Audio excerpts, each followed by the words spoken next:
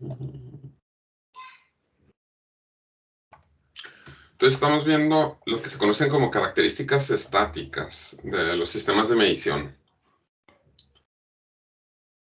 Los sistemas de medición, ustedes los pueden analizar de acuerdo a dos tipos de características, las que se conocen como características estáticas y las características dinámicas. Las que revisamos primero son las características estáticas y después revisamos las características dinámicas.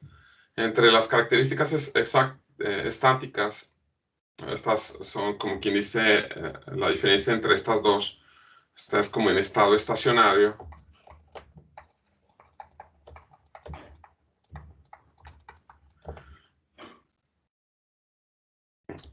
Y este otro, las dinámicas, es lo que se conoce como estado transitorio.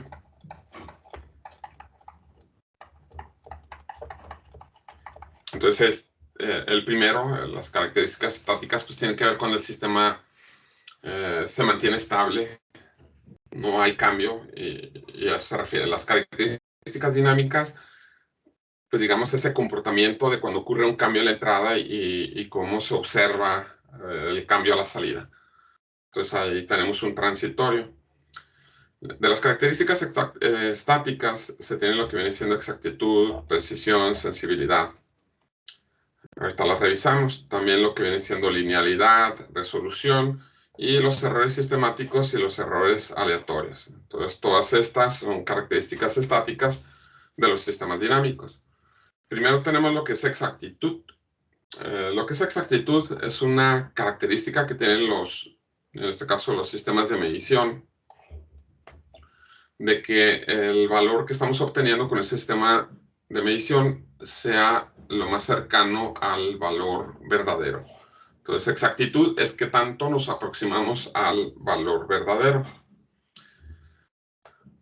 Para determinar qué tan exacto es un sistema de medición, se utiliza mediante lo que es una calibración estática. Entonces, la calibración estática utiliza lo que es un patrón de referencia. Entonces, el patrón de referencia nos da los valores que los conocemos con exactitud. También el patrón de referencia, pues la otra vez mencionamos que debe tener también debe ser exacto. Entonces, el patrón de referencia debe ser al menos 10 veces más exacto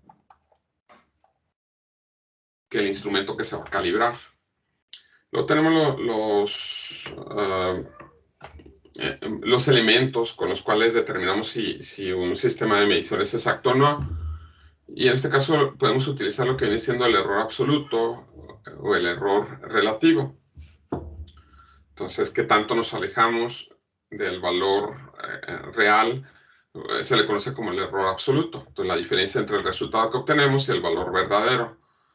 La relación entre el error absoluto y el error verdadero nos da lo que se conoce como error relativo, y muchas veces este se representa en por ciento. Y luego tenemos lo que es una clase de precisión. Esto nos ayuda, de acuerdo a la clase que tengan, nos ayuda para comparar algunos sensores de acuerdo a su exactitud. El índice de clase, pues esto nos da un error porcentual de la medición. Entonces, exactitud, ahí lo que tenemos otra vez es que tanto nos aproximamos al valor que nosotros estamos midiendo. Luego tenemos que es a lo que se refiere con precisión. Entonces, lo que es precisión es una característica, una cualidad que respecto a la capacidad que tiene igual un instrumento de medición de darnos el mismo valor. Entonces, si nosotros estamos midiendo temperatura y hacemos esa medición de temperatura varias veces en las mismas condiciones, debemos de tener el mismo valor. Y si obtenemos el mismo valor, significa que el sistema de medición es preciso. Entonces, eso es precisión, obtener el mismo valor bajo las mismas condiciones.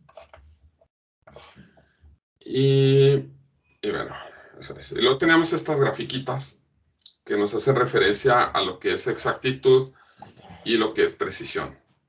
En el primer ejemplo, tenemos pues aquí lo representamos como un tiro al blanco. No tenemos ni exactitud ni precisión. Si hablamos de datos, diríamos que los datos muestran mucha dispersión y pues tampoco no están, la media, digamos, de todos estos valores no dan aquí al blanco. Entonces, no se tiene pues ni exactitud ni precisión ahí con el sistema. En el segundo caso, tenemos una cierta precisión. Entonces, todos los datos no tienen tanta dispersión, pero no le estamos dando al blanco. Entonces, no están alrededor del blanco todos esos valores. Este tipo de errores aquí, cuando no presentamos cierta exactitud, se puede corregir utilizando algo de calibración. Entonces, si se calibra, pues podríamos atinarle al blanco. Aquí con los datos, pues están alejados un poco de la media, del valor que nosotros queremos. Ahí digamos que el valor que queremos fuera este. Entonces lo que tenemos que hacer es calibrar nuestro instrumento y llevarlo al valor que nosotros deseamos. Entonces eso podría resultar, dependiendo del caso, pues podría ser posible con una calibración tener, tener más exactitud. El siguiente dato presenta una cierta exactitud. Los datos están alrededor del blanco, están alrededor del valor deseado, valor real, pero presentan una cierta dispersión. Entonces, la dispersión que presenta nos indica que el sistema no es preciso. Y finalmente, pues tenemos estos datos donde pues tienen muy poca dispersión, existe bastante precisión, y pues también están muy cercanos están alrededor del valor que nosotros queremos, están alrededor del blanco, entonces también presentan cierta exactitud. Entonces estas dos características las debe de presentar un instrumento de medición. Y otra vez ahí, lo que es más fácil de corregir viene siendo la exactitud. Entonces, si existe poca exactitud, pero mucha precisión de un instrumento, simplemente lo que decimos es lo que le falta a ese instrumento es una calibración. Y pues de cualquier sistema de medición, donde tenemos cierto sensado de valores o incluso de ciertas máquinas, deben de presentar lo que es repetibilidad y reproducibilidad.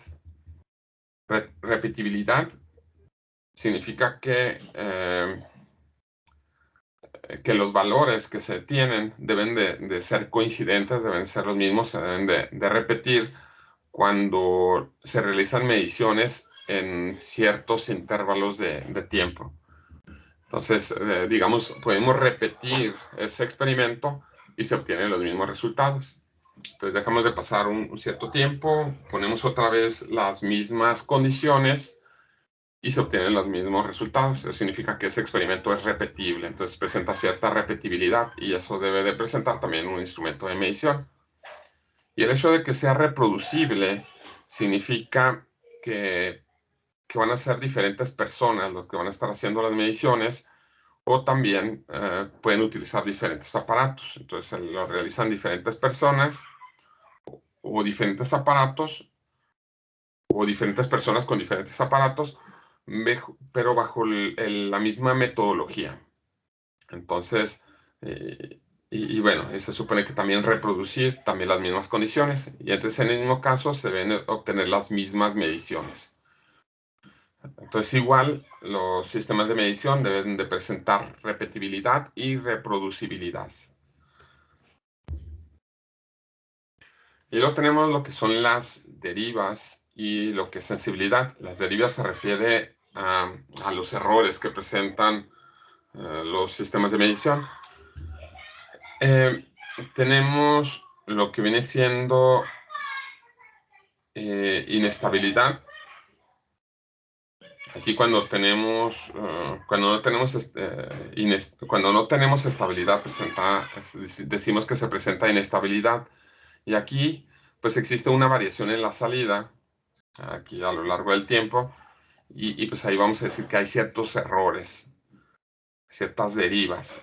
Y esos errores que se presentan cuando no hay estabilidad puede ser un error de cero, este es un error de offset, o un error de factor de escala, que las mediciones que tenemos pues presentan un error en la sensibilidad. Y bueno, entonces aquí vamos a poner esto que está aquí. Entonces, voy a poner aquí una grafiquita.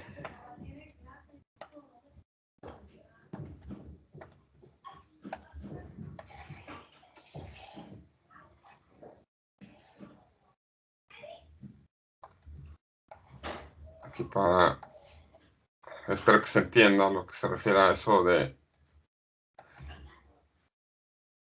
los errores de offset.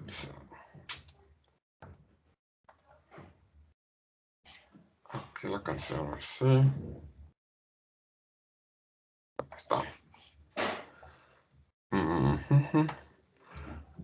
Entonces suponemos que estamos midiendo temperatura a centígrados y nos está dando un cierto voltaje a la salida. Entonces nuestro sensor o nuestro sistema de medición. Y se obtiene una gráfica de respuesta, que es la gráfica de respuesta. Esta gráfica de respuesta tiene una cierta sensibilidad. La sensibilidad está representado por la pendiente. Esto significa que va a ser una cierta cantidad de voltaje por cada grado centígrado. Entonces va a ser una sensibilidad, no sé, aquí le pongo gamma. Entonces, cierta cantidad de voltaje por grado centígrado. Aquí esta pendiente que tenemos aquí, vamos a ponerle gamma. Esto nos da la sensibilidad. Que podrían ser, por ejemplo, que variara, en el caso del sensor LM35, 10 milivoltios por cada grado centígrado. Esa sería la sensibilidad, que tanto varía la salida con respecto a la entrada. Entonces esto es la sensibilidad que se tiene.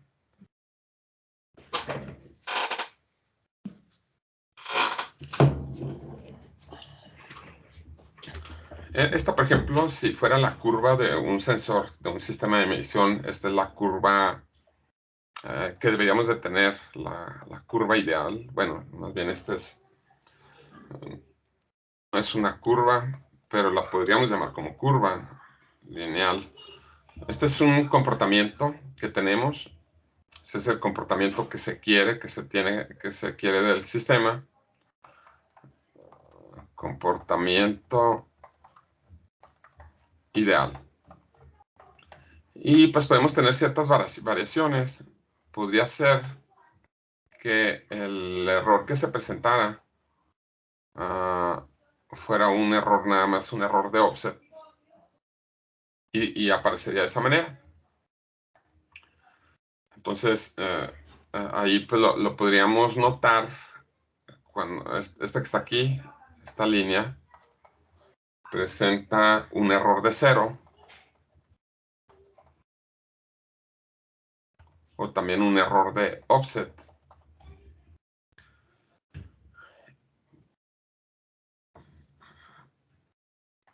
Y eso lo notamos, por ejemplo, con las mediciones.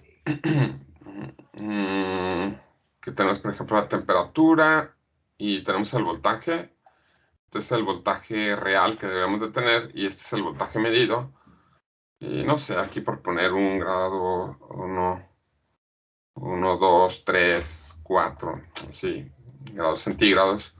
Y aquí medimos a 50 milivoltios, 60 milivoltios, 70 milivoltios, 80 milivoltios. Y en vez de medir esto, midiéramos 30 milivoltios. No, perdón, aquí 30, 40 milivoltios, 50 milivoltios, 60 milivoltios. Entonces la diferencia entre estas dos mediciones siempre es la misma, siempre hay una misma diferencia. La diferencia entre estas dos mediciones son 20 milivoltios. Estos son milivoltios, estos son milivoltios. Entonces lo que decimos es que esto presenta un error de offset, un error de cero. Luego podemos tener otro tipo de errores, otra gráfica, donde el problema es la sensibilidad. Entonces puede ser que tengamos algo como esto, y aquí en vez de tener una sensibilidad de 10 milivoltios, a lo mejor aquí tengamos una sensibilidad de, no sé, de 6 milivoltios por cada grado centígrado. Entonces esto se conoce como error factor de escala.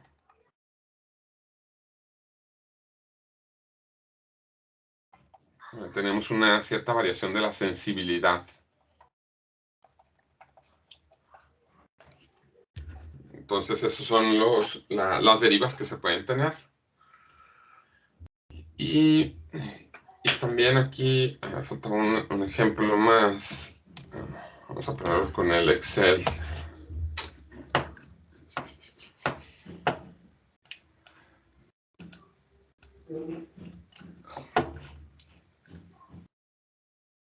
Vamos a suponer, antes de que se me olvide aquí, vamos a suponer que tomamos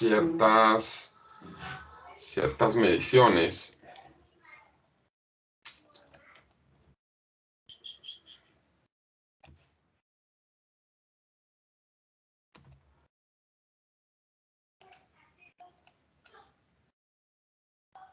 Vamos a hablar aquí que esto fuera temperatura.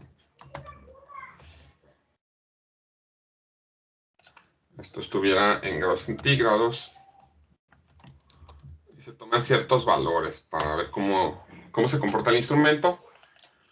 Se toma el valor, el voltaje a la salida. Vamos a suponer que estos son milivoltios.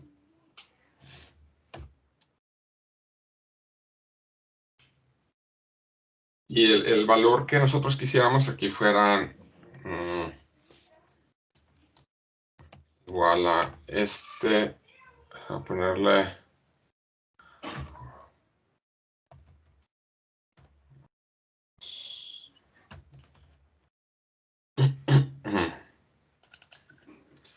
entonces tomamos las mediciones y se obtiene esto, por ejemplo. Entonces aquí vamos a observar la gráfica que se tiene, y esto es lo que se obtiene de la gráfica. Entonces tomando la temperatura y el voltaje. Entonces la temperatura contra el voltaje, y obtuvimos esta gráfica. Si obtenemos aquí lo que viene siendo una línea de tendencia, ponemos lineal y ponemos la gráfica y la desviación de, bueno, lo que viene siendo el valor de R.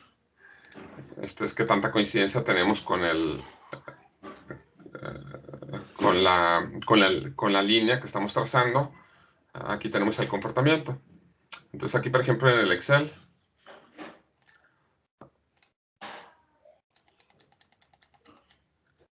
el R cuadrado fue igual a 1, significa que los puntos tienen una coincidencia total con la línea que está dada por 0.01x más 2. En este caso, aquí vamos a copiar estos valores.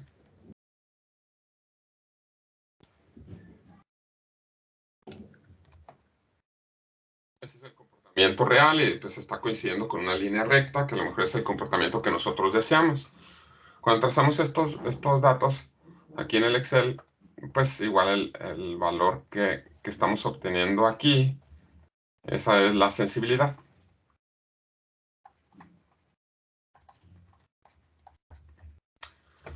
Y pues ese es el valor que realmente nosotros queremos, es el valor real.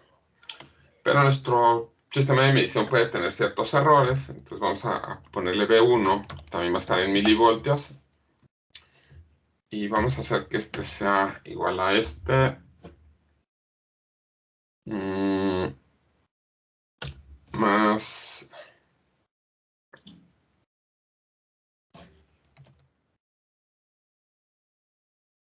Oreo.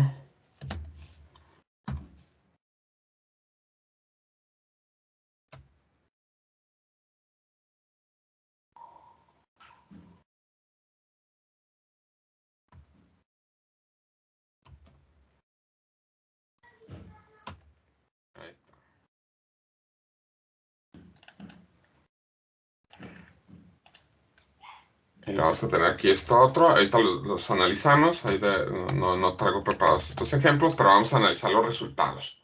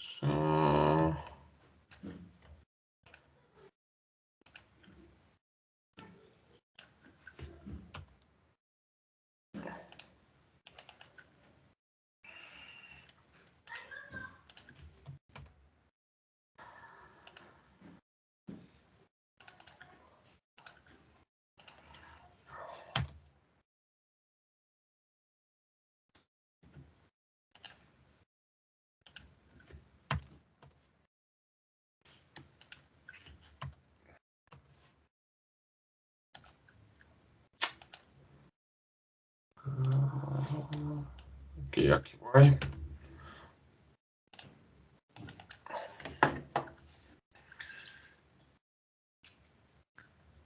Con esas que están ahí. Y a ver si se pueden trazar todas juntas. Así están. Aquí tenemos los datos de los tres. Entonces, si por ejemplo obtenemos el error, el que presenta mayor error ahí lo podemos obtener. El valor que nosotros queremos es la que está con azul. Aquí agregamos una línea de tendencia. Ahí está completamente lineal. Agregamos otra línea de tendencia aquí, la que está con naranja. Y la que está con gris también. Y ahí tenemos cierta dispersión, me faltó uno nada más.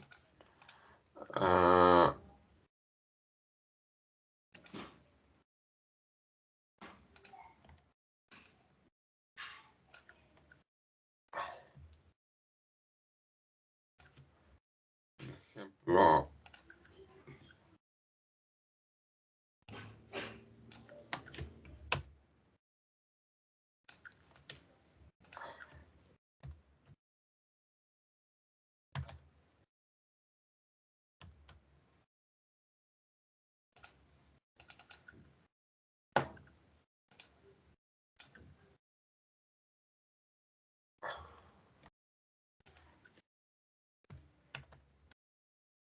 ahí está, esta otra gráfica y esto va a ser B3.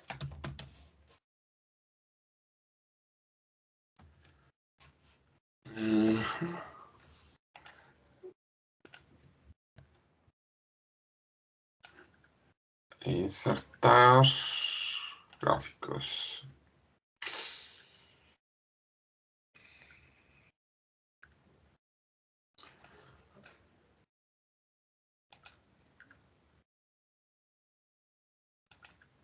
Vamos a poner el valor mínimo 1.7.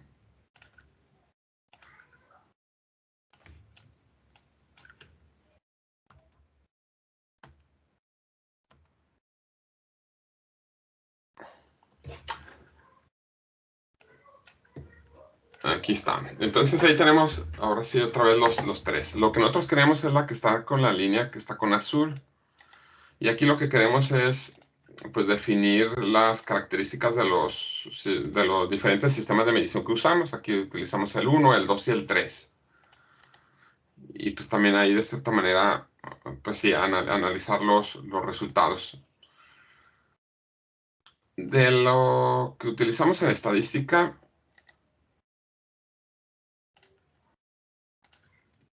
pues nos pueden servir diferentes, pues, diferentes herramientas. Pero hay dos herramientas muy importantes que se usan en estadísticas. Una de ellas es la desviación estándar y la otra es la media. Entonces, vamos a sacar la desviación estándar de todos esos, incluyendo del valor que nosotros queremos aquí. Entonces, la desviación estándar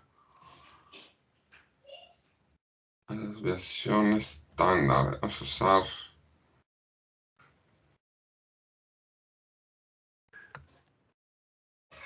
todos estos valores. Y luego la media, que viene siendo un promedio.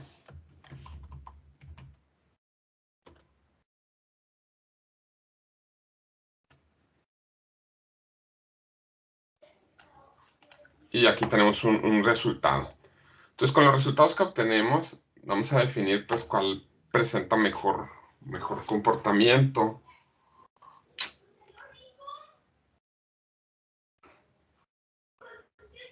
Aquí...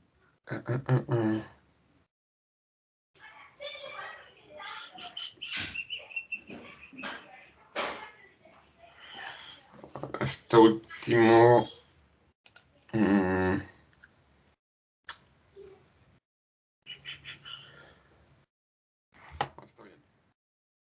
bueno, aquí cuál presenta mejor comportamiento. La desviación estándar viene siendo la dispersión que hay de los datos, qué tan dispersos están. Entonces, el que presenta, por ejemplo, la menor dispersión, pues obviamente pues debe ser el valor real. Este es el que debe presentar la menor.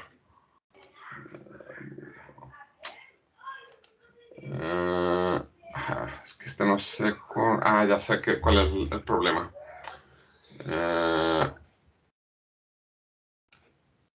Es que esta no... Estas son las mediciones que tenemos y lo que se analiza son los errores. Vamos a poner el error 1, el error 2 y el error 3. Esto es lo que se analiza realmente. Me equivoqué. Entonces el error 1 es el valor medido menos el valor real, o no importa si están al revés. Y esto también es el valor medido menos el valor real. También es el valor medido menos el valor real. Ahí está. Y pues este le podemos poner como E0, que es, digamos, el valor medido menos el valor real, que es el mismo. Aquí porque pues, es exacto esta medición. O sea, aquí lo que analizamos, otra vez me equivoqué al principio, es la diferencia, los errores que se tienen. Y esto es lo que realmente nos sirve aquí de la desviación estándar. A ver si está correcto.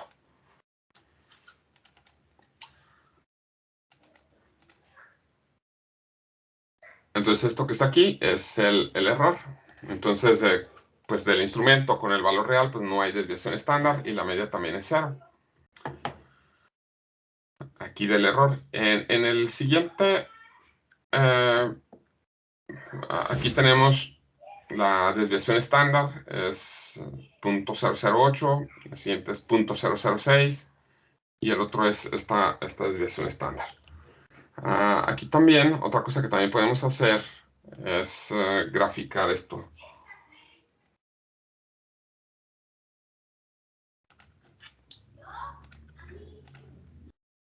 Esto es.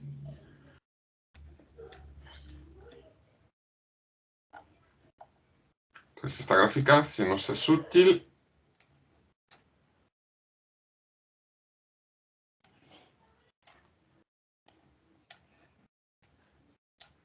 pero nos es más útil esta otra gráfica. Ahora sí.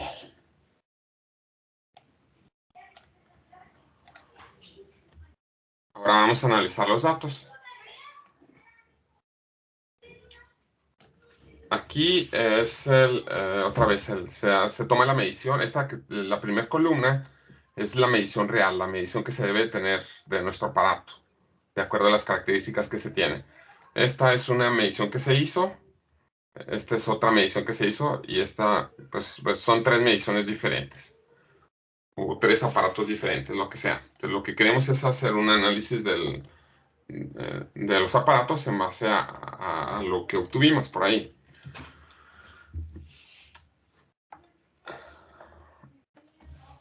El primer parámetro que tenemos es la desviación estándar y el segundo la media. Entonces, la desviación estándar y la media.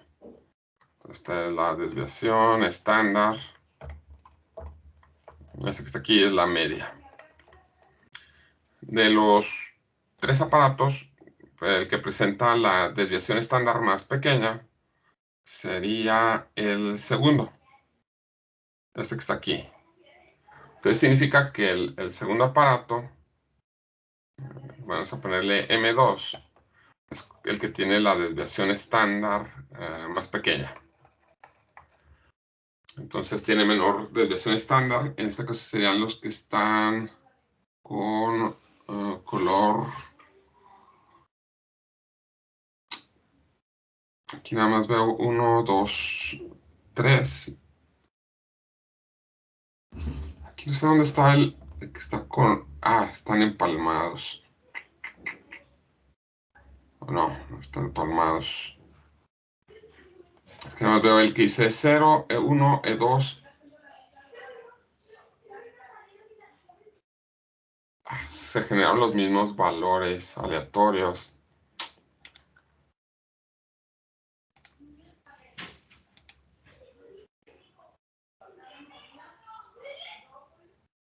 Órale.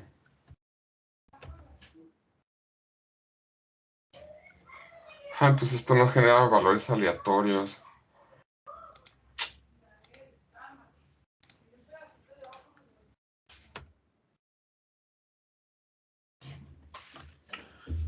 Están empalmados aquí los errores.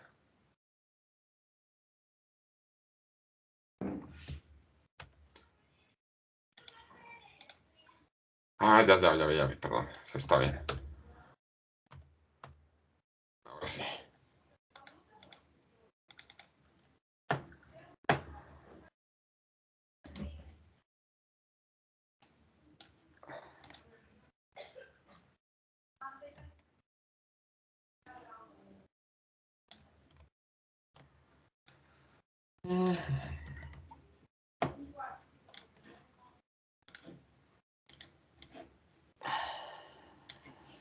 Ahí está. Entonces son los resultados. El que presenta la menor desviación estándar es el segundo, el que viene como E2, que viene siendo el gris. Entonces el E2, el instrumento 2 que tenemos es el que presenta la menor desviación estándar y por lo tanto este es el que nos da... otra vez voy a borrar esto porque debería copiar todo. Aquí cambió bastante. Hasta ahora sí.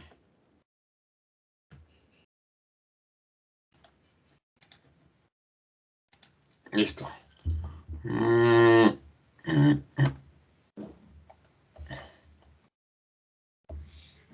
Este sigue presentando la menor desviación estándar. Y el hecho de que presenta la menor desviación estándar es que tiene una dispersión menor. Entonces, los que presentan una dispersión menor, allí lo que decimos nosotros es que tenemos cierta precisión. Entonces, M2 sería el más preciso.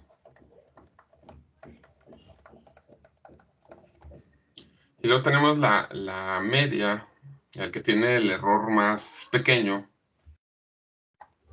Sería en este caso este es el que presenta el error menor, que sería E1. E1 es el que está con azul, perdón, es el que está con naranja. Ajá. Entonces, M1 es el que tiene la media, es el valor menor. Y esto significa que es el más exacto. Pero si yo tuviera que elegir por ejemplo, entre estos dos, tuviera que elegir un instrumento de medición, el que elegiría yo sería el segundo instrumento, el que es más preciso. Entonces, si tuviéramos que elegir uno de estos dos otra vez, el que me parece más adecuado de elegir sería el que fuera más preciso, el que presenta una desviación estándar menor. Entonces, los datos o todo lo que tenemos ahí está menos disperso.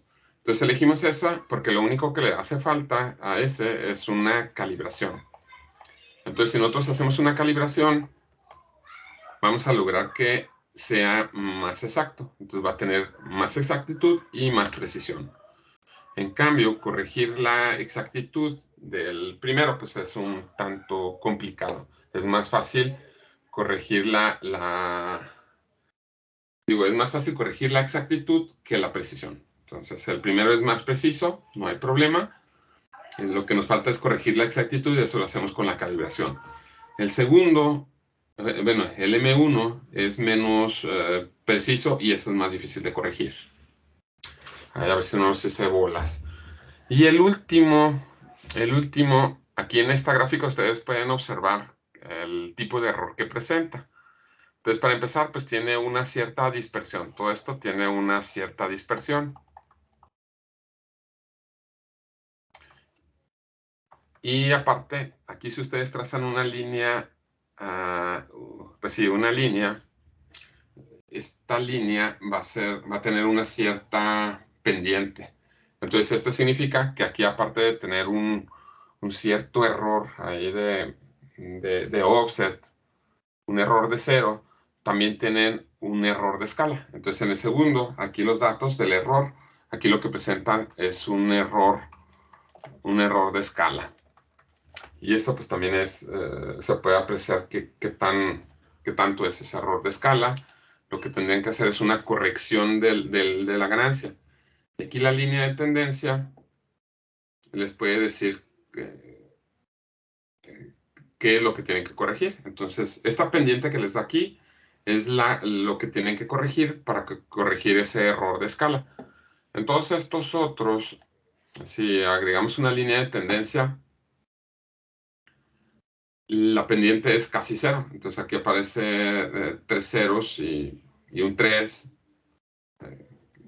que es una pendiente muy, muy pequeña. Lo mismo que en la línea que está con naranja. Pues aquí también la pendiente es muy pequeña.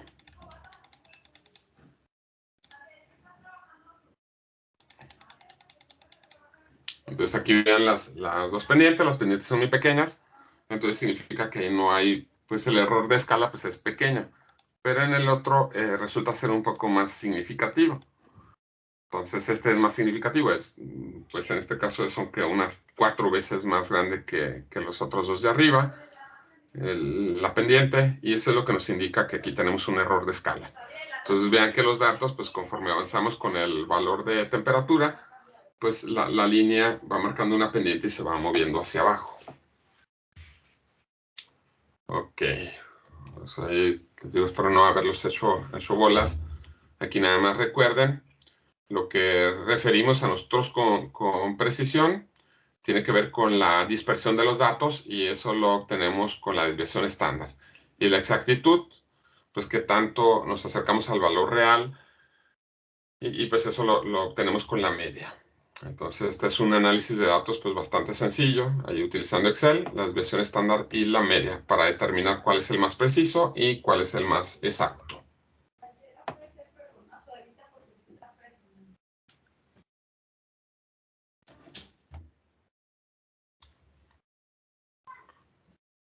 Bueno, entonces ahí nada más para completar aquí donde nos quedamos. La sensibilidad es la pendiente de la curva de calibración que nos señala qué tanto varía la salida con respecto a la entrada. Siempre que tenemos un sensor y lo utilizamos en un instrumento de medición, lo que nos interesa es que tenga la sensibilidad más alta posible. Y también pues es muy útil que esa sensibilidad sea constante. Entonces, cuando tenemos una sensibilidad constante, lo que tenemos ahí es un comportamiento lineal. Requerimos una alta sensibilidad porque me ha tocado ver por ejemplo, en algo muy sencillo, por ejemplo, cuando están midiendo igual temperatura.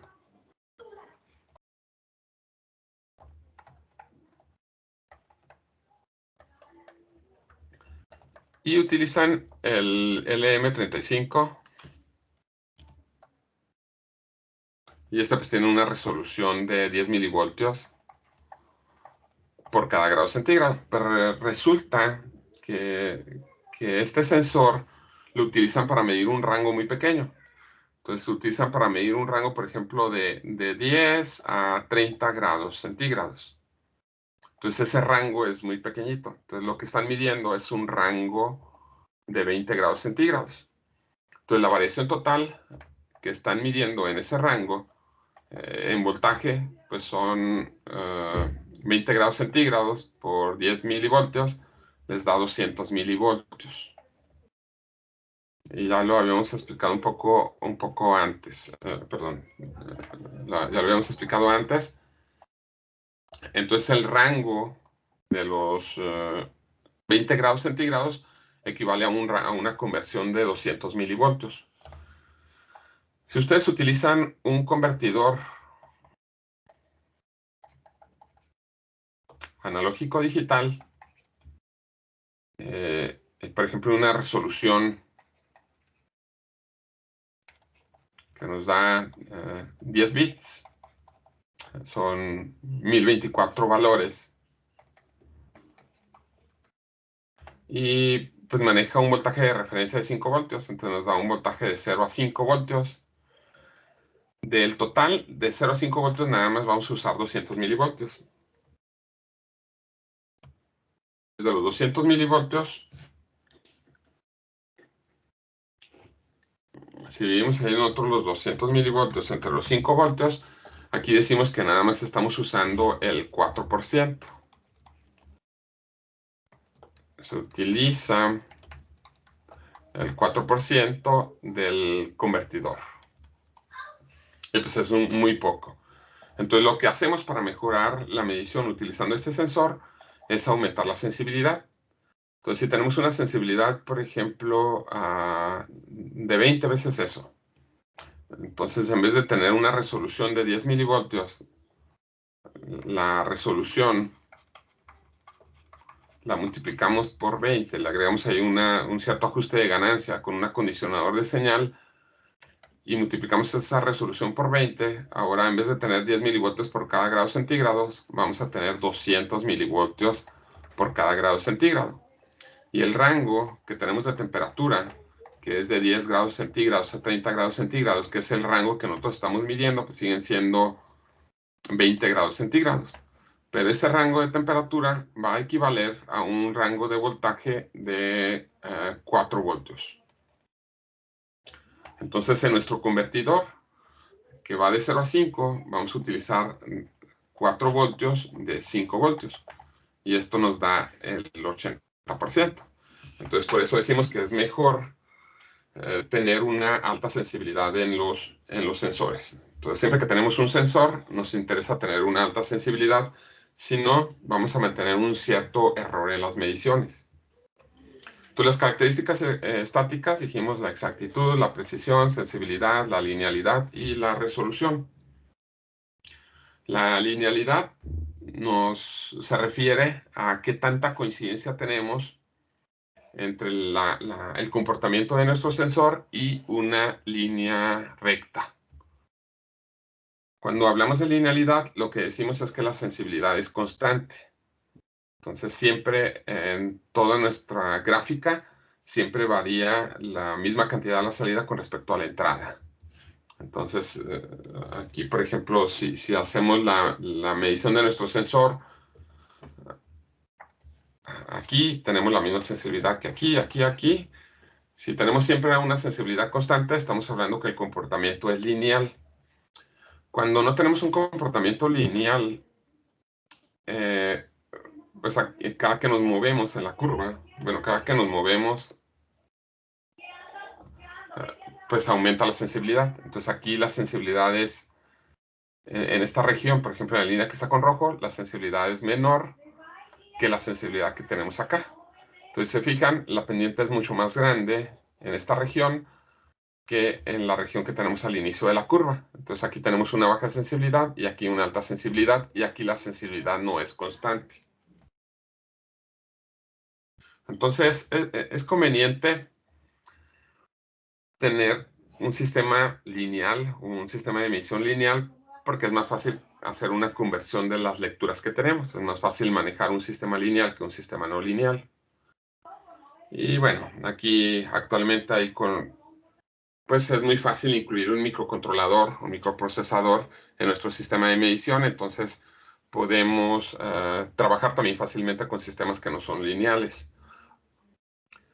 Para linealizar o para definir linealidad en un sistema de medición se pueden utilizar diferentes métodos. Tenemos este método que se llama el método de los mínimos cuadrados. Entonces, en este caso se comparan los resultados con una línea recta. Entonces, este es un método, se llama el método de los mínimos cuadrados. Aquí en el Excel es esta línea recta que se obtiene aquí. Se obtiene utilizando el método de los mínimos cuadrados. Este es el más utilizado. Y tenemos este otro que es el mínimo cuadrado con ajuste a cero. Entonces lo que hacemos es forzamos a que la gráfica inicie en cero, y la línea que trazamos aquí se utiliza el algoritmo de los mínimos cuadrados. Luego tenemos este otro que se llama la linealización por terminal. En este caso, se localiza donde inicia la medición. Cuando tenemos una entrada en cero, qué valor nos da. Y luego ahí se pone el inicio de la línea recta. Y el fin de esa línea recta se utilizan los máximos teóricos que se deberían de obtener. Entonces, esta línea recta, esta linealización es por terminal. Esta otra es a través de los extremos, igual con las mediciones obtenidas. Entonces se obtiene la medición cuando tenemos un cero y se obtiene la medición que se tiene ahí. Entonces ese es el inicio de la línea recta, y el fin de la línea recta con la medición del máximo valor posible a la entrada y se obtiene el valor a la salida. Entonces con eso se traza la línea recta. Y la otra pues es la línea tórica, la que tenemos por las especificaciones que nos da el sensor,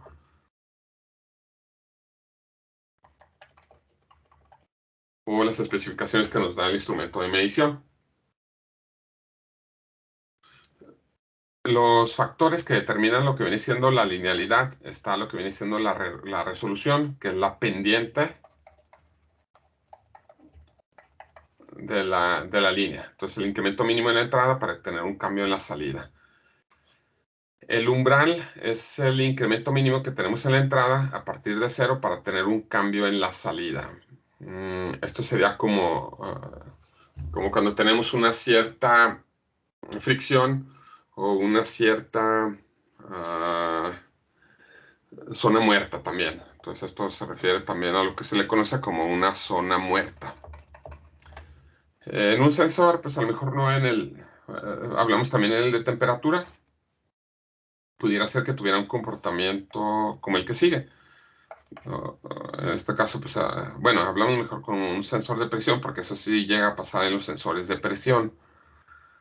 Ahí empezamos a aumentar. Empezamos a aumentar la presión. Aquí a la salida lo que tenemos es voltaje. Entonces empezamos a aumentar la presión y tenemos 0 voltios a la salida.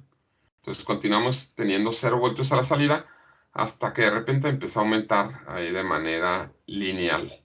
Entonces a este valor, donde empezamos a tener ese cambio, se le conoce como umbral, a este punto. Entonces esta parte se le conoce también, ahí le pueden llamar como, existe una zona muerta en el sensor, donde ustedes le dan un cierto valor a la entrada y no se manifiesta ningún cambio a la salida. Entonces hasta que aumentan lo suficiente la entrada y empieza a haber un cambio a la salida. Y tenemos este otro que se conoce como histéresis. La histéresis también de cierta manera, también es común en muchos instrumentos. Y ya vimos más o menos lo que es histéresis. Y se refiere al hecho de que no vamos a tener la misma curva cuando vamos incrementando la variable que cuando se va decrementando. Entonces la histéresis se puede presentar en una cierta región y podrían ustedes tener una curva de respuesta de esta forma. Cuando incrementamos nosotros, aquí, pues no sé, hablando igual de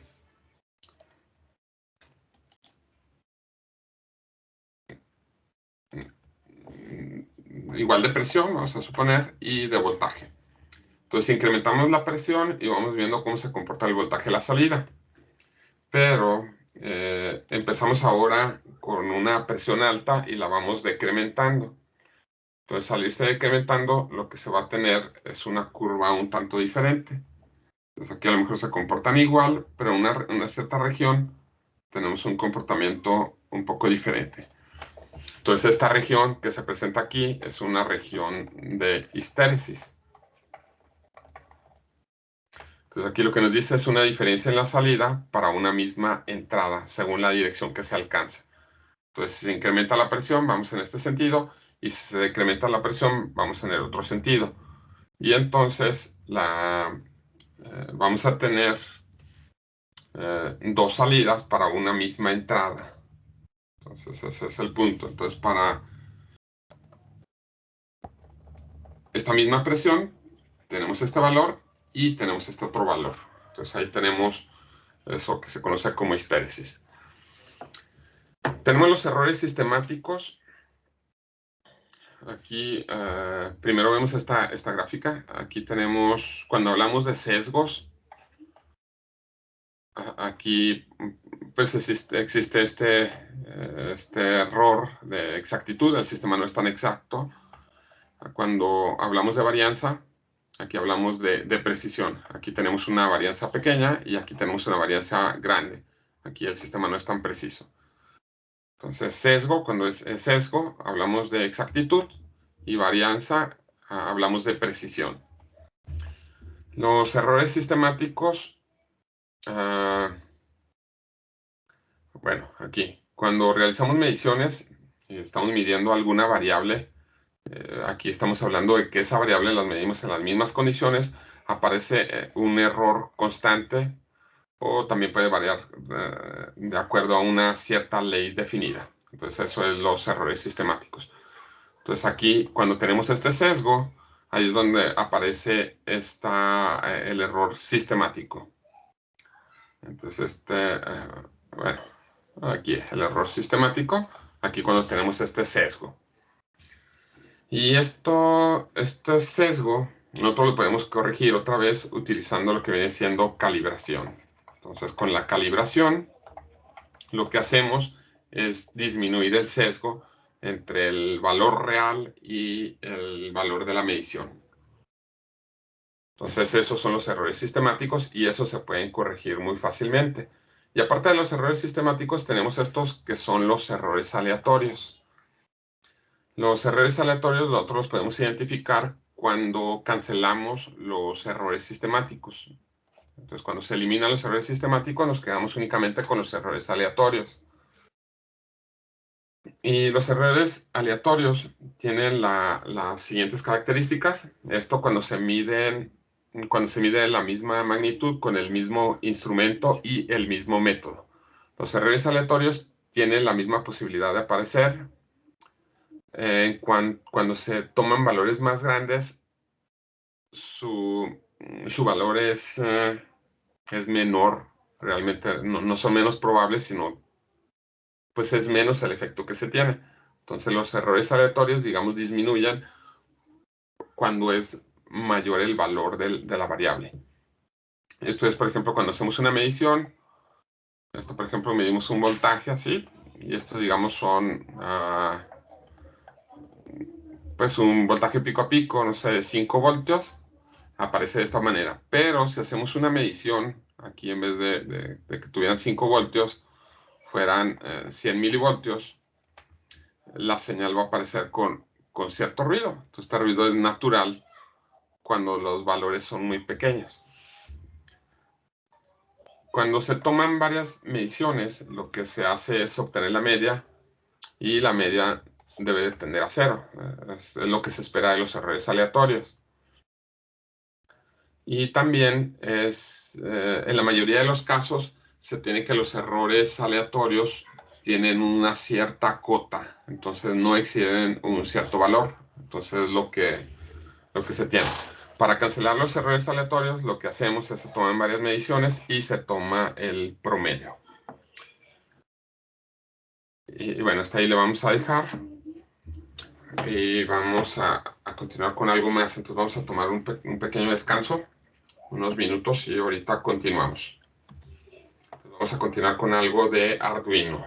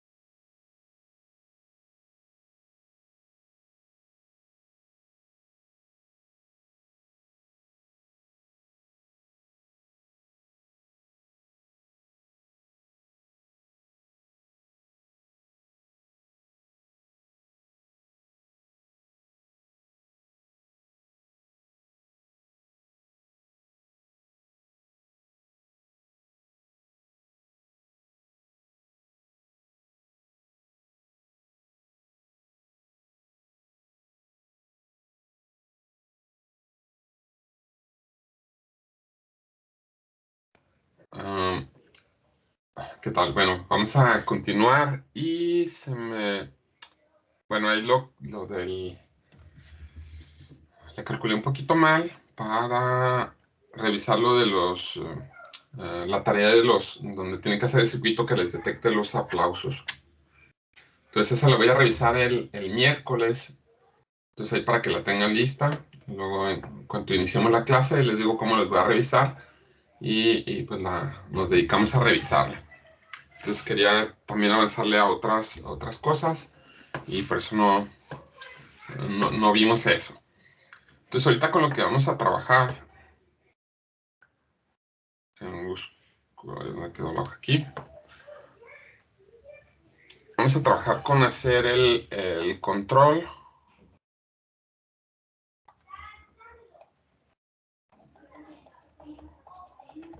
de un motorcito de corriente directa. Entonces el objetivo es controlar un motor de corriente directa y lo vamos a hacer ahí en el Proteus. Y también vamos a usar lo que viene siendo el Arduino. Entonces vamos a controlar lo que viene siendo la posición y la velocidad. Y pues esto no lo vamos a terminar el día de hoy, pero aquí sí lo que vamos a hacer va a ser control de un motor de posición y velocidad, un motor de corriente directa. Aquí estoy abriendo el Proteus.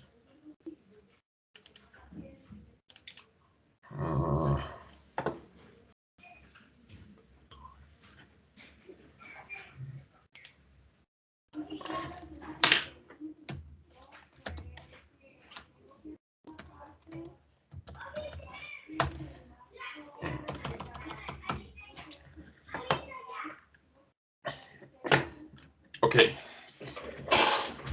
Entonces vamos a tener un motorcito de corriente directa. Y este motorcito de corriente directa que vamos a elegir va a ser un motor que tenga encoder. Entonces el encoder es como un sensor que nos detecta la posición del motor.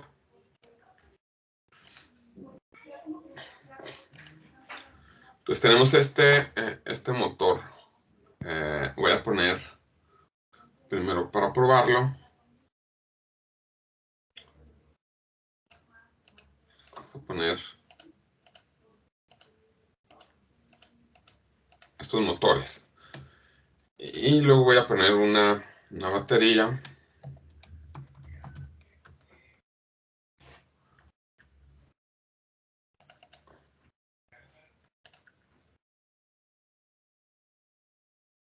Aquí nada más para ilustrar cómo se comporta aquí el motor.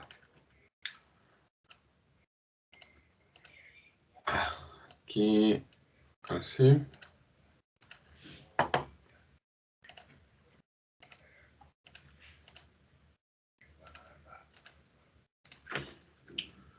Y aquí vamos a ver las características del motor. Entonces nos dice que es un motor de 12 voltios. La resistencia es de 12 ohms. Una inductancia de 100 mil henrios. Sin carga, el motor es de 360 revoluciones por minuto. Y la relación carga y torque máximo es del 50%. El encoder, por ahí dice que son 24 pulsos por revolución. Ok, entonces este es un motor de corriente directa. Estas terminales que tenemos aquí son las terminales del encoder y las terminales que tenemos a los lados son las terminales del motor. Entonces conectamos el motor. Esto lo conectamos así.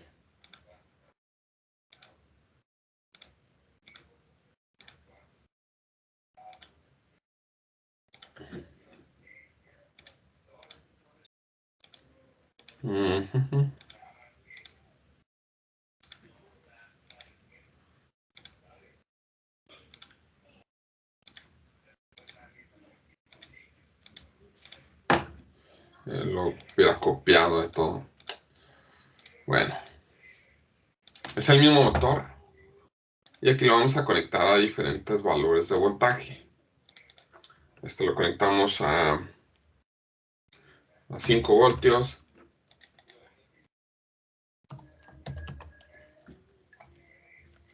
Se lo conecto a 11 voltios. Este, como quien dice, lo conectaríamos a un voltaje negativo con respecto al anterior. Le voy a poner menos 1.8 voltios. Este lo voy a poner... Ah, bueno, es positivo también. Aquí lo conectamos al revés. Entonces, 1.8 voltios. Aquí le pongo a 8 voltios. Y aquí le voy a poner el máximo 12 voltios. Y pues aquí lo que tenemos es que de acuerdo a la...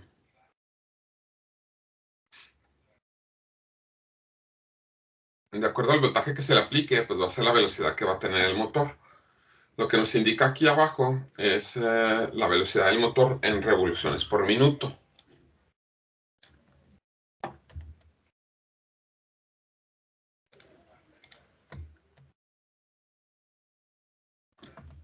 Entonces, esto nos da ahí la simulación, revoluciones por minuto, de acuerdo al voltaje aplicado.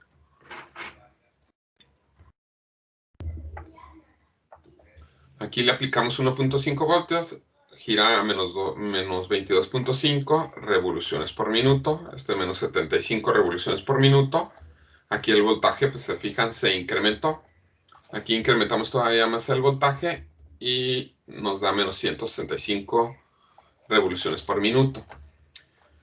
Luego invertimos la polaridad de aquí del voltaje y si medimos el voltaje entre este punto y aquí tenemos menos 1.5 voltios y aquí tendríamos un voltaje positivo de 1.8 voltios. Entonces aquí la rotación, aquí es menos y aquí es más. Aquí está girando en sentido contrario. Entonces aquí metemos un voltaje negativo y aquí un voltaje positivo. Aquí son 8 voltios, pues gira a 120 revoluciones por minuto. Y aquí con el voltaje máximo del motor, que son 12 voltios, está girando a 180 revoluciones por minuto. Entonces, la idea primero pues, es controlar este motor. Entonces, digamos, utilizando un potenciómetro, pues variar esto, porque no podemos estar cambiando la batería. Entonces, tenemos una batería, ponerle otra batería, poner otro voltaje, no lo podemos hacer de esa manera. Entonces, para hacer este control de motor, lo que se utiliza es un control de tipo PWM. Este que está aquí es modulación por ancho de pulso.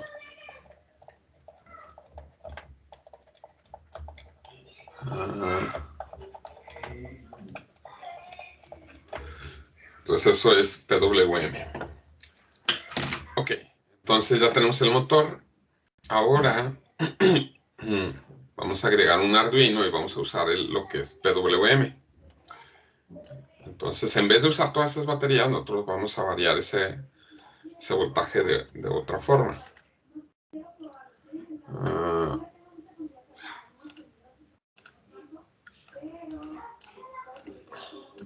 Entonces vamos a agregar también un Arduino.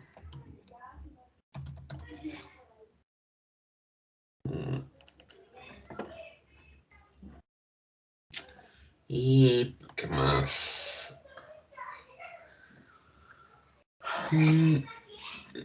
Y de inicio vamos a hacerlo girar en una sola dirección. Entonces vamos a utilizar un transistor de potencia. Los transistores de potencia que pueden encontrar, unos que son muy comunes, me parece que es el TIP 41.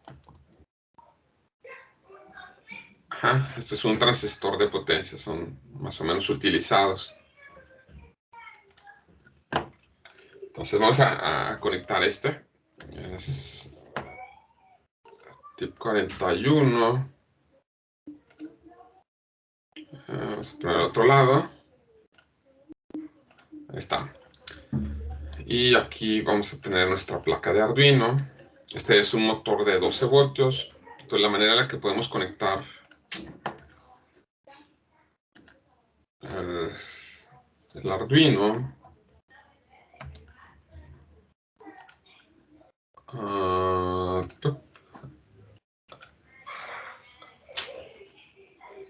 raro.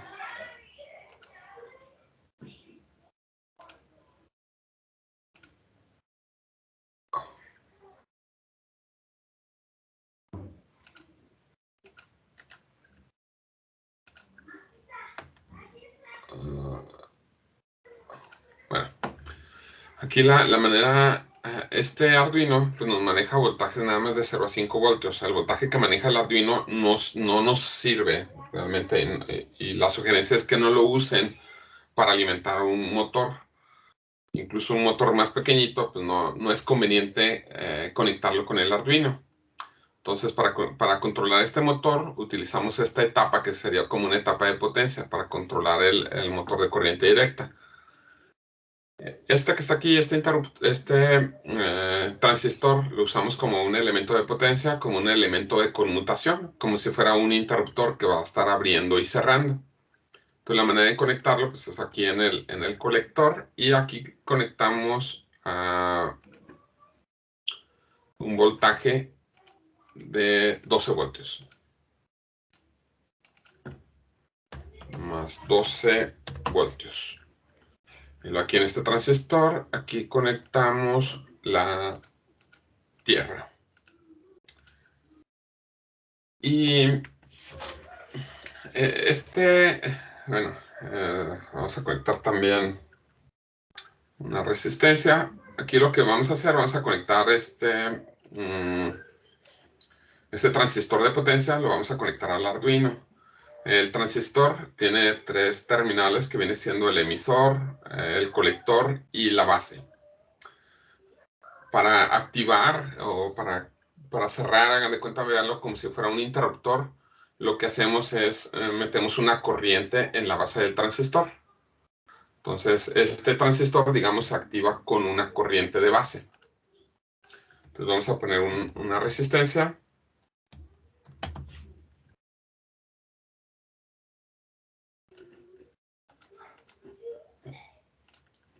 Aquí está. Y vamos a poner esta resistencia creo que de 10 kilos está bien. Y hagan de cuenta que lo que vamos a estar haciendo es como si tuviéramos un interruptor.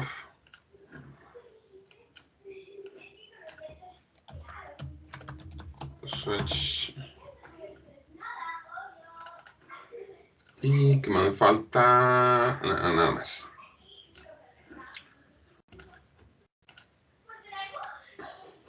Aquí conectamos este interruptor aquí. Y vamos a poner otro voltaje aquí de 5 voltios.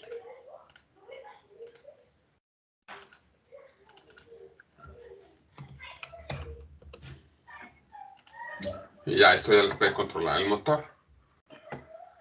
Aquí si le damos play, no power supply, power configuration.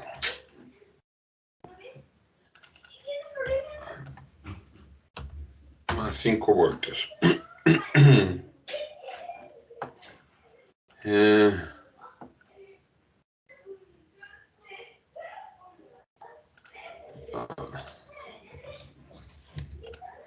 Está. Entonces aquí cerramos el interruptor y pues ahí provocamos que empiece a girar. Aquí se puso un poco más lenta la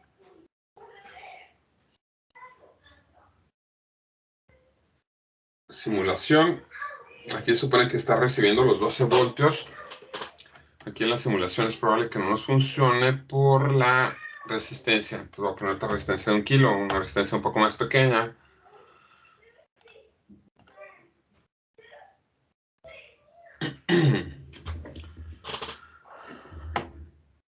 Y bueno, aquí empezó a girar. Aquí debería de alcanzar la velocidad máxima. Aquí no nos alcanza menos 58.2. Aquí, de hecho, la resistencia de 1 kilo es más que suficiente. Pero no sé aquí por qué con la simulación sale de esa manera. Ahí, por ejemplo, puse una resistencia de 330. Esta resistencia es demasiado pequeña para ponerlo aquí en la base. Pero aquí alcanza 139 revoluciones por minuto. Si le pongo que 220, ahí debería alcanzar los 180, 174. Entonces, si ustedes lo detienen aquí y lo están switchando, ahí por ejemplo estoy switchando.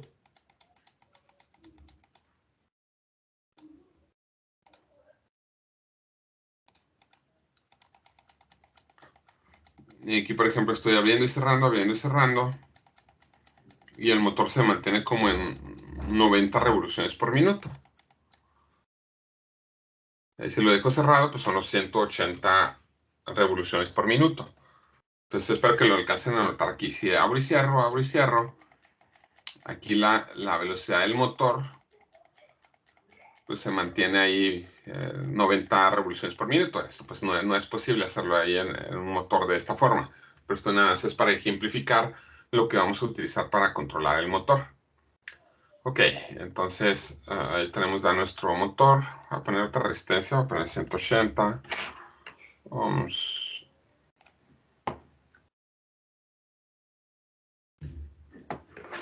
Ahí está. Ok, entonces esto es lo que estamos haciendo, lo que estamos switchando. Aquí le estamos metiendo una señal a la base para estar abriendo y cerrando aquí el transistor. Entonces, cuando cerramos aquí, metemos una corriente de base y este se comporta como un cortocircuito. Si abrimos aquí, no hay corriente de base y aquí es como si fuera un circuito abierto. Entonces, cuando cerramos aquí, es como si cerráramos un interruptor en estas dos terminales y el motor recibe 12 voltios. Cuando tienen ustedes conectada una bobina aquí como carga en un transistor, aquí lo que siempre conviene es agregar también un diodo para proteger su circuito. Siempre que conecten esto, si esto también es la bobina de un relé, también conviene que conecten un diodo ahí para proteger el circuito. Voy a poner el diodo que es el 1N4001. Esta es una bobina, les almacena un campo magnético. Cuando ustedes deshabilitan su circuito, este campo magnético, la energía que tiene almacenada, se disipa. Entonces esto circula en inversa y les puede dañar el circuito que tienen ustedes ahí. Entonces ustedes tendrían, digamos, dos posibilidades de conectar ese diodo. Digamos, sería, bueno, una de esas dos formas pues no es correcta.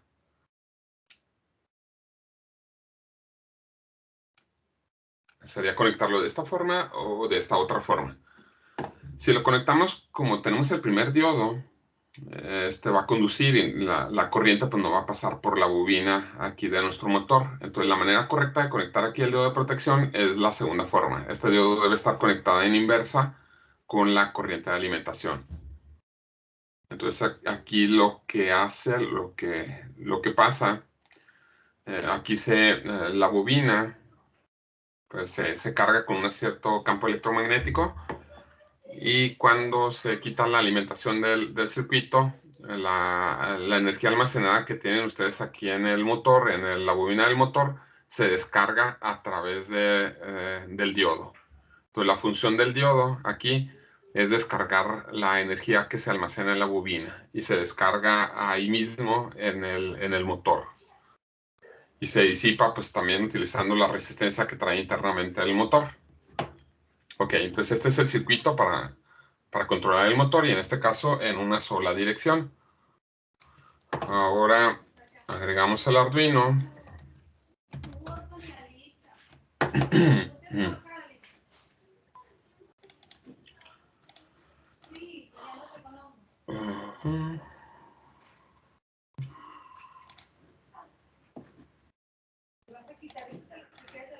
Y aquí del Arduino, ese efecto que nosotros estábamos haciendo de abrir y cerrar el interruptor, lo vamos a hacer con una señal PWM.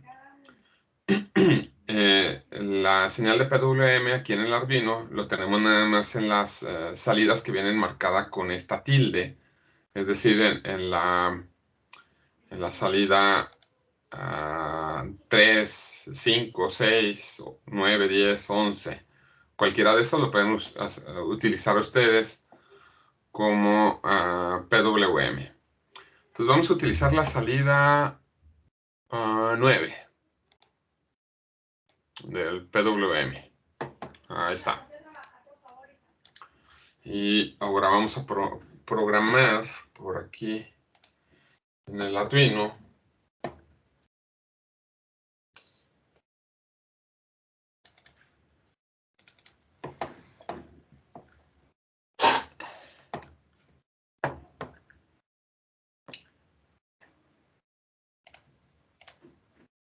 Hasta se abrió.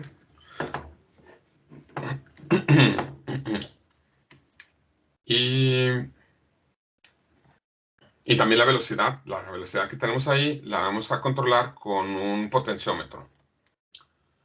Vamos a poner aquí un potenciómetro. Está aquí, HG.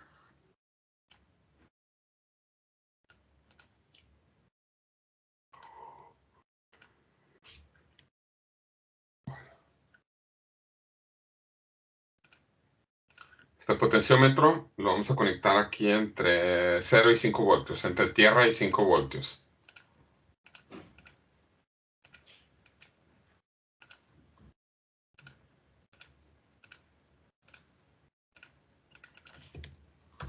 Más 5 voltios.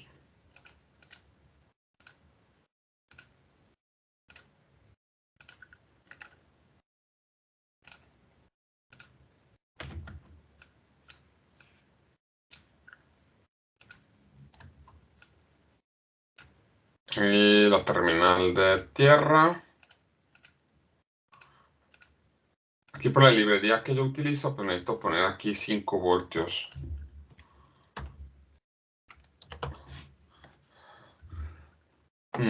Aquí con este potenciómetro que colocamos aquí en la entrada A0, que es la entrada analógica, donde tenemos el convertidor analógico digital de nuestro Arduino, aquí vamos a tener un voltaje que va a ir de 0 a 5 voltios.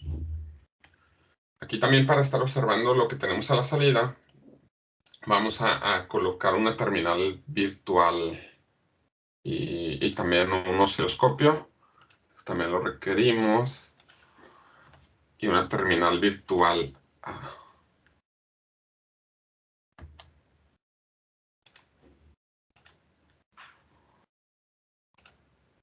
Entonces el RX con TX y RX a TX.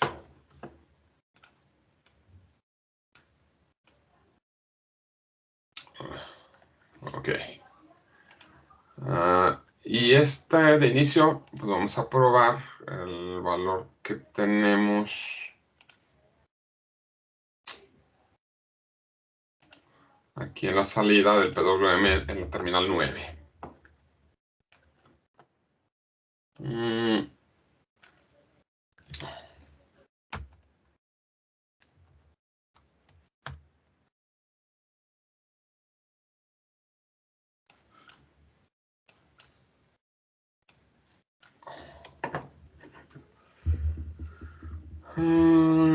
Está. Entonces vamos a configurar el puerto serial. Vamos a poner serial.begin. Vamos a poner una velocidad de 9600 baudios por segundo. Y aunque no es necesario, bueno, así es lo único que necesitan configurar. Ok, entonces de acuerdo a lo que tengamos aquí en la entrada, va a ser lo que vamos a tener a la salida. Entonces vamos a usar una instrucción que viene siendo analog write para tener aquí la salida del PWM. Entonces vamos a poner analog write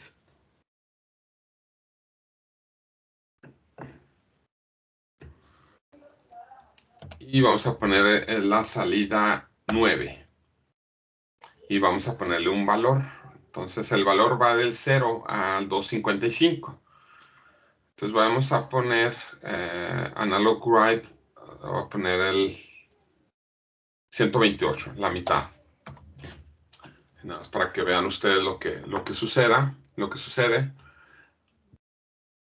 Y por lo pronto nada más. Entonces ahorita lo único que estamos haciendo es utilizando el PWM, la salida del PWM aquí de la terminal 9. Y estamos mandando un 128. Vamos a ver qué significa ese 128.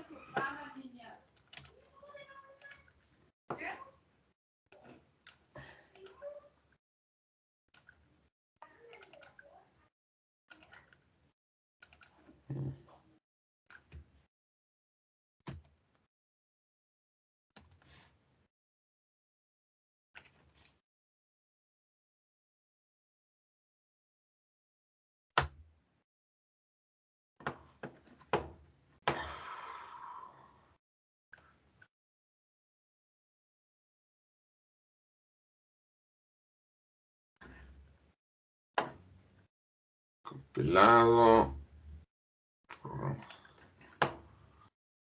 Todos los primeros compilados. Vamos a cargar ese programa aquí en el Arduino y otra vez nada más estamos mandando un 128 en el PWM. Aquí el que está marcado en el 9.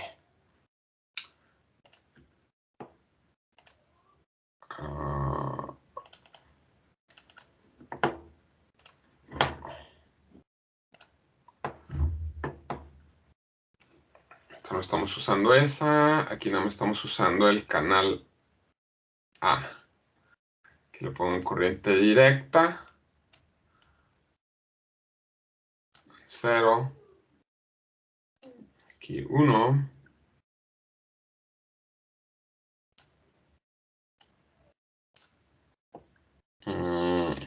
Aquí. Y ahí está. Y ves aquí también se está moviendo el motor.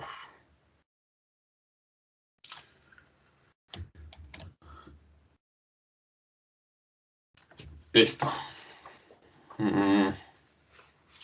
Y también voy a ver si lo da aquí el voltaje, para que vean el voltaje con el cual se está alimentando el motor. A ver si se puede. No se puede. A ver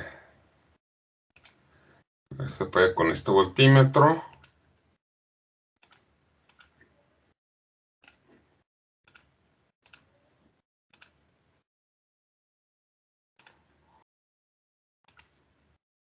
Oh.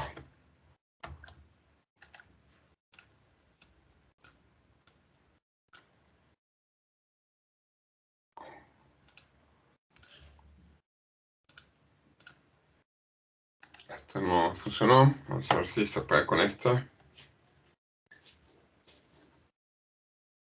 No. Aquí no funciona bien. Aquí lo que usarían ustedes sería un voltímetro en corriente directa. Y en este caso aquí les debería marcar 6 voltios. Pero aquí en la simulación no se puede hacer. Entonces aquí tenemos el PWM. En esta señal ahí. Entonces a velocidad. Y estamos mandando un 128.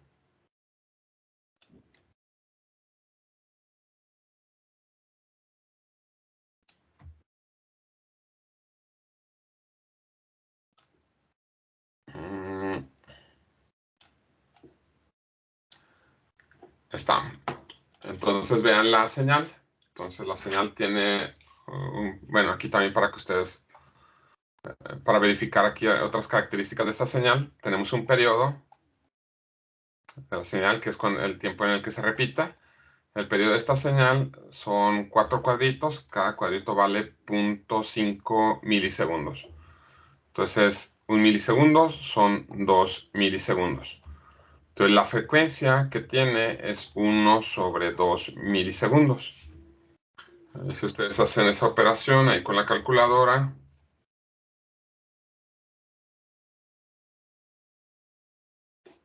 les va a quedar 1 entre 2 milisegundos, son 500 Hz. frecuencia son 500 Hz. Y ahora, en vez de enviar un 128, vamos a enviar un 64.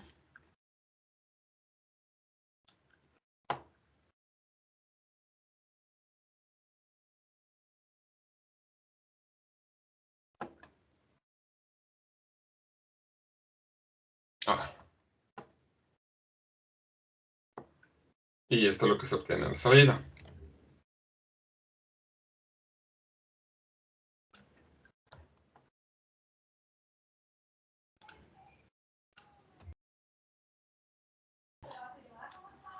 Entonces, estas dos señales, vamos a ver también el periodo. Si ustedes observan, el periodo también siguen siendo 4 cuadritos, 1, 2, 3, 4 cuadritos, que son 2 milisegundos, y se mantiene exactamente a la misma frecuencia, que son 500 Hz. Y lo que variamos, en este caso, es el ancho de pulso. Aquí está más o menos al 50%, y aquí sería más o menos al 25%. Entonces este es el 50%. A esto del 25 y 50% también se le conoce como ciclo de trabajo. Aquí el ciclo de trabajo sería el 50% y aquí el ciclo de trabajo sería el 25%. Aquí igual si aumentamos esto y en vez de un 64 le ponemos un 192.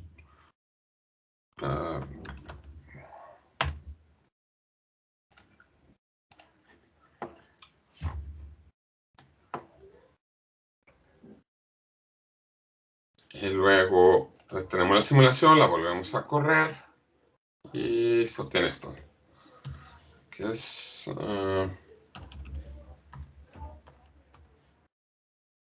192. Bueno, aquí está, se obtiene esto.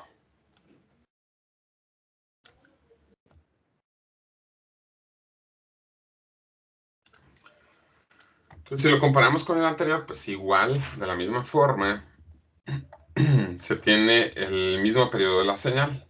Es 1, 2, 3, 4 cuadritos por 0.5 milisegundos. Son 2 milisegundos el periodo y la frecuencia son 500 Hz. Y la diferencia pues es el ciclo de trabajo. Aquí tenemos un ciclo de trabajo del 75%. Entonces el ciclo de trabajo es el 75%. Y con eso también se modifican las velocidades del motor. Aquí hay 129, aquí 30 y aquí 80. Entonces vean que con ese ancho de pulso, pues modifican ustedes la velocidad. Aquí, este voltaje que tenemos aquí es la salida del Arduino. Entonces aquí tienen un máximo de 5 voltios. 5 voltios. Y con eso ustedes controlan el switcheo de este transistor. Y con eso, a fin de cuentas, controlan el voltaje que tienen aquí en el motor. Entonces aquí vamos a ver ahora para el voltaje en el motor.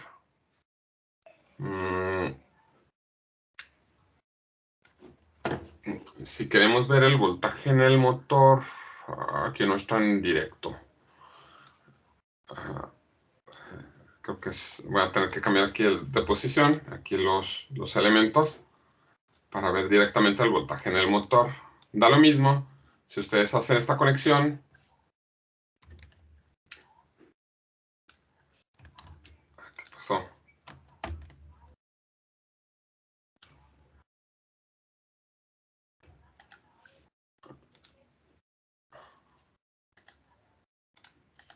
Que si lo conectan así, es exactamente lo mismo. Entonces aquí cambié la conexión. En vez de ponerlo arriba, lo puse aquí abajo y funciona exactamente igual. Es que aquí, pues sí voy a medir directamente el voltaje que tenemos aquí en el motor. Aquí otra vez le damos play. Y voy a prender el canal B. Y cada cuadrito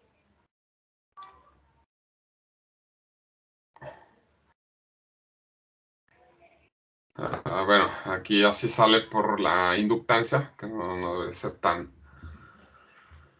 normal como se obtiene.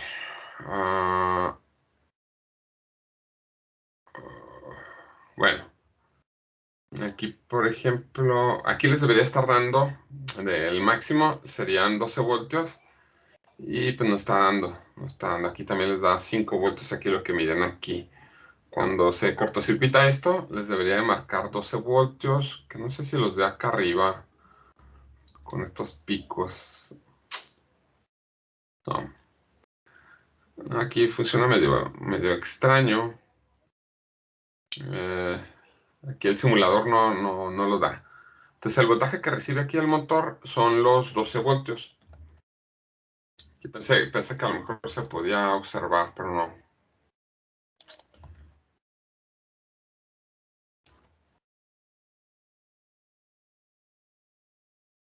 Entonces en el motor, si viéramos el voltaje en el motor, se vería como este. Aquí en este caso, pues es el voltaje en el Arduino y son 1, 2, 3, 4, 5. Son 5 cuadritos, son 5 voltios. Y para el motor, aquí debería de ser desde 0 voltios hasta 12 voltios. Entonces la señal que ustedes están metiendo al motor es una señal que o tiene 0 voltios o tiene 12 voltios. Es una señal pulsante como esta. Entonces aquí al motor están metiendo una señal de este tipo. En el motor es una señal que o tiene 0 voltios o tiene 12 voltios de voltaje instantáneo.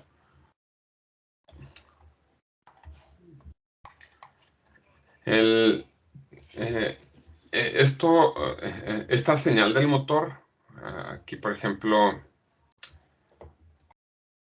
hablando del motor, aquí son 12 voltios y aquí son 0 voltios. Entonces, la mitad del periodo está en alto. Entonces, el voltaje de corriente directa en el motor serían 6 voltios. Aquí es como si ustedes le estuvieran metiendo 6 voltios. Aquí el voltaje en el motor en corriente directa es el 25% de los 12 voltios. Entonces aquí es como si estuviéramos metiéndole 3 voltios al motor. Y aquí es como si estuvieran metiendo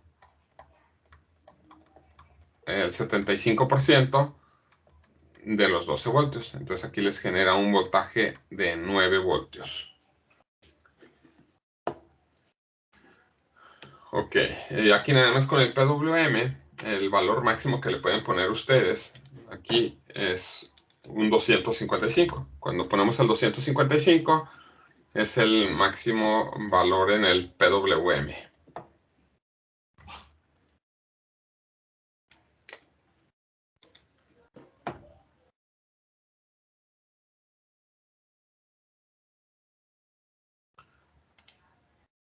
Aquí le metí el 255 y aquí nada más va a aparecer una línea en alto. Siempre va a estar en 5 voltios. Listo. Pues espero que con eso también pues, se haya entendido lo que es el PWM. Entonces lo que hacemos es variar el ancho de pulso, se mantiene la misma frecuencia siempre. Y de acuerdo al ancho de pulso, pues es el voltaje que tenemos a la salida, de acuerdo al ciclo de trabajo del PWM. Pues esta señal es la que tenemos del Arduino. Y con esta señal del Arduino, pues controlamos una etapa de potencia.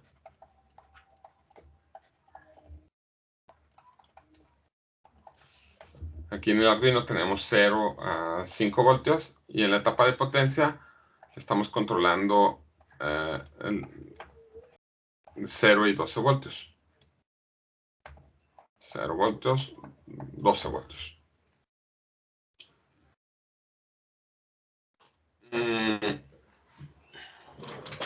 Muy bien, entonces esta sería la forma.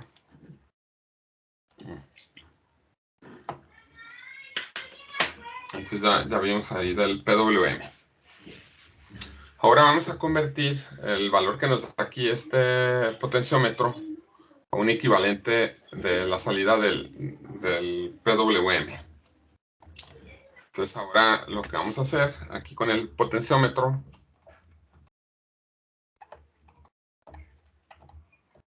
nos da un voltaje de 0 a 5 voltios.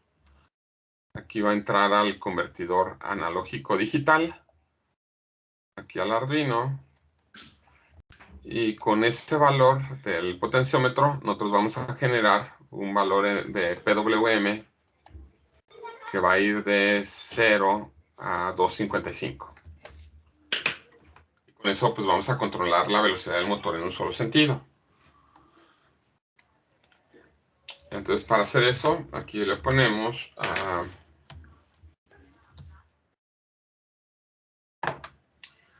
vamos a poner valor del ADC.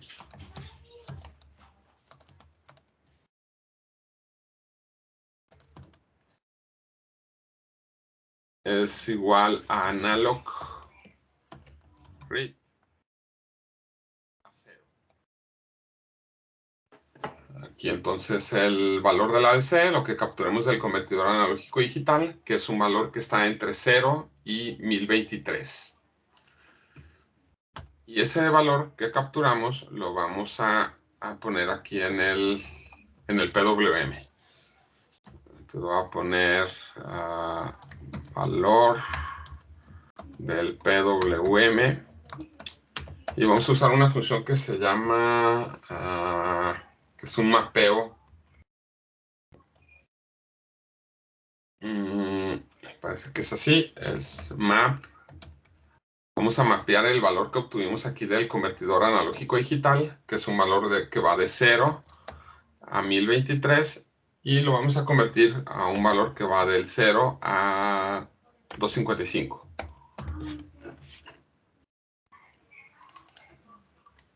Y también lo declaramos como entero aquí mismo. Y entonces en la salida 9 del PWM vamos a escribir el valor que dice val PWM. Vamos a poner por ahí serial.print ln.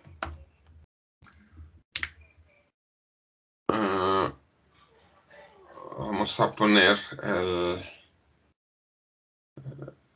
primero el ciclo de trabajo. Le voy a poner ciclo de trabajo es igual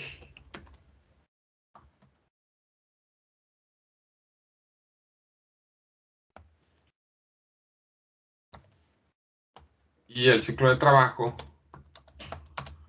va a ser lo que tengamos en el ADC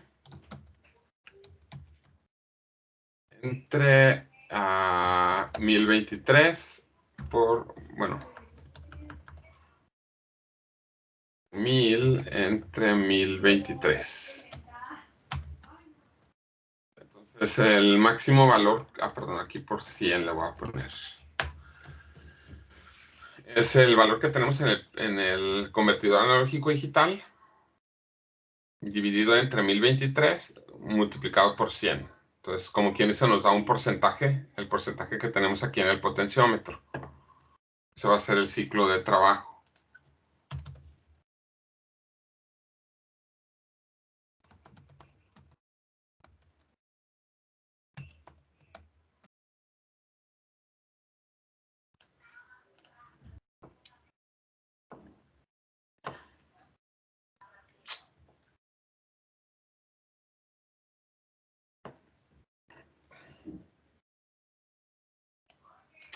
Me falta aquí. Es la variable. Aquí se pone con la función que se llama, con la que hacemos el mapeo.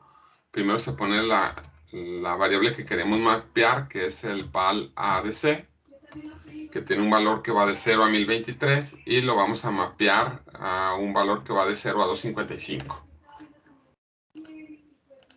¿Por qué hasta 1023? ¿Perdón? ¿Por qué hasta 1023?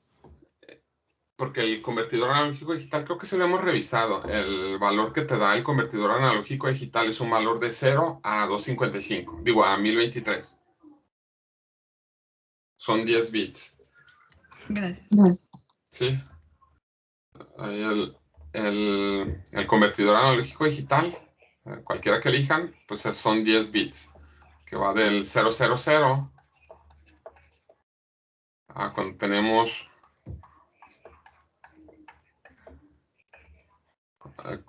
puros ceros o puros unos, del 0 al 1023, de acuerdo al voltaje que tengamos. Y ya, es lo último, ya nada más para terminar.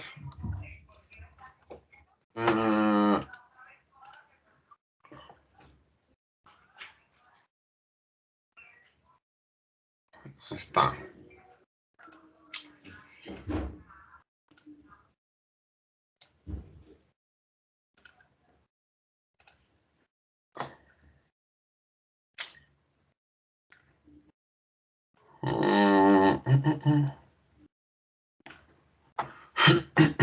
Aquí me sale un ciclo de trabajo de menos 14.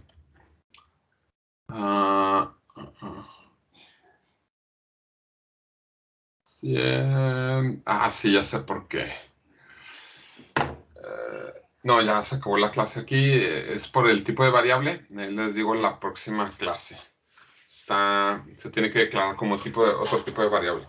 Bueno, la siguiente continuamos con este ejemplo. Lo trato de ver más rápido. A veces siento que les explico de más y a veces hasta ponen menos atención. Pues entonces sería todo por hoy. La siguiente clase terminamos este ejemplo y continuamos aquí con este ejercicio.